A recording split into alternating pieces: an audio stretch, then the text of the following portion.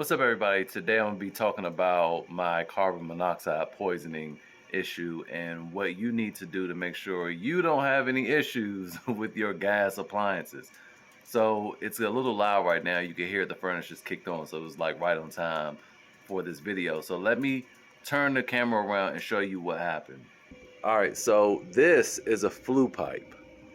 This pipe is generally smaller than the air ducts. Okay, so these ducts are what go through the house and they heat and cool. You have those registers down there on the end and then upstairs, of course, but they go throughout the house. But this takes the gases that the flame produces out of the house.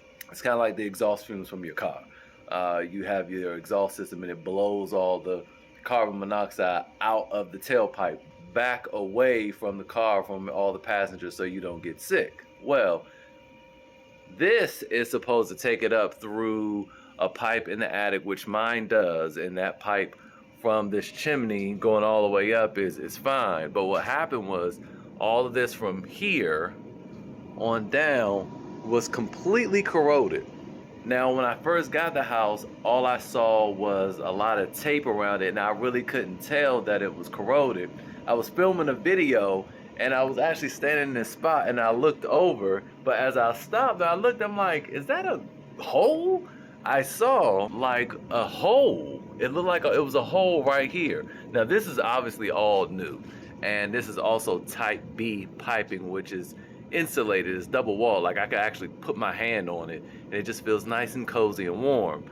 On single wall units, it'll melt your skin off. Like, it'll completely men in black your fingerprints off your hands because it gets so hot.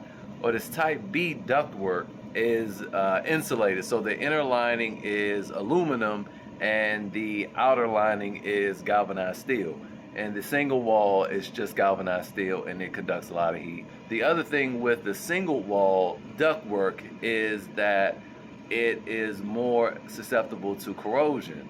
The aluminum obviously does not generally rust, so it's, that's why that's on the inside. Steel will. So what happens is that single wall pipe, which was on what was here before, it develops a lot of condensation because, like I said, it gets really hot. So the inside of this basement is really cold. So what that does is immediately creates condensation. It creates water, it creates rain inside this thing, and it just sits on here and it rusts out.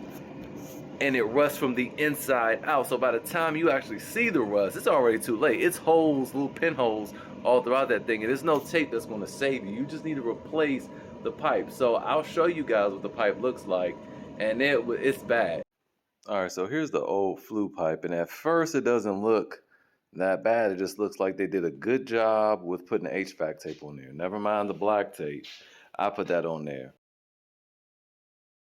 And you might say, okay, well, yeah, I see a little bit of rust there, but nothing major, right? Okay. Look closely. See that? That is one big gaping hole. Look at that. Carbon monoxide coming right out of that. Look at that. Completely rusted out. Look at that. Look at this.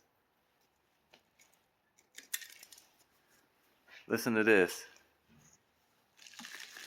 Look at that. It's just tape. It's not even pipe. It's just tape holding it together. Everything you see, everything behind the tape is rusted. Ridiculous. Now, I said something to my wife about the previous owner. I said, hey, that carbon monoxide probably did him in. She's like, well, he had cancer. But carbon monoxide probably did him in. I mean, he had cancer, so his immune system was compromised, or it could have been the carbon monoxide. Who knows? But you want to check and inspect all your ductwork. Check your appliances. If you don't know how to do it, you feel uncomfortable, hire a professional to come check that stuff out. It is not worth your life, okay? Few dollars for peace of mind. Do it.